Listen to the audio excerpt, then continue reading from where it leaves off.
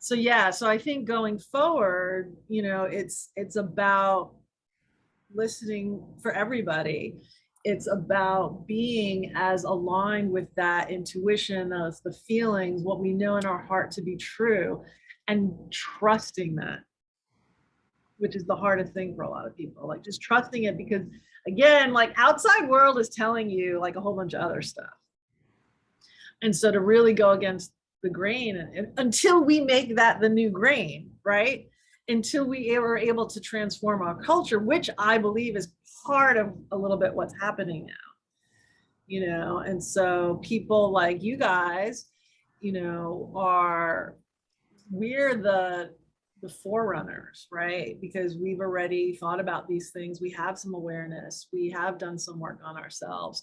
So we're kind of preparing ourselves,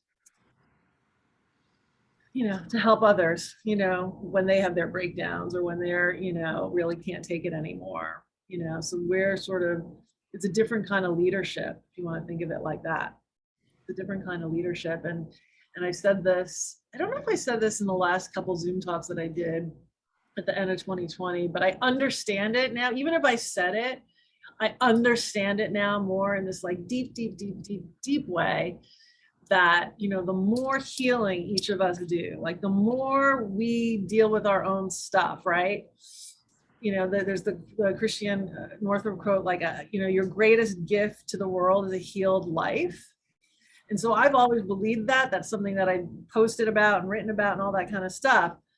But I get it now in this other way of like, it's physics. I was saying this to Alex the other day. Like it's physics. Like it's all of that pain, trauma, stress, anxiety, like whatever is going on in our bodies takes up space. Like it takes up energy. It takes up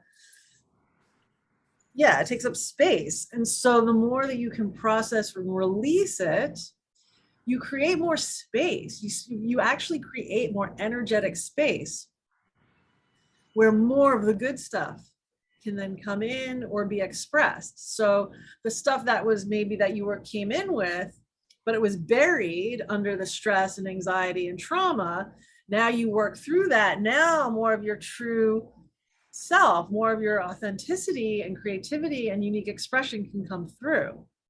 And not only that, but on a more sort of metaphysical, let's say, level, or quantum, let's say quantum physics level, right? So if you're going to release energy, like nature abhors a vacuum, so it's going to be filled with something, and you can fill it with light, right? You can fill it with love, you can fill it with joy, you can fill it with the good stuff, because you've kind of cleaned out the gunk in your basement, right? And then you can make it all nice and new and like put pretty flowers in now.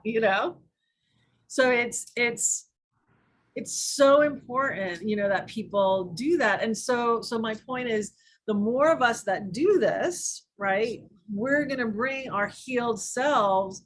And if you've been following sort of what I've been writing about and what I've been posting about, is like we're adding that energy to the collective energy. Like we all are affecting one another, whether you are talk to a person or not. Your energy is what you're contributing to the collective soup, is what I like to call it.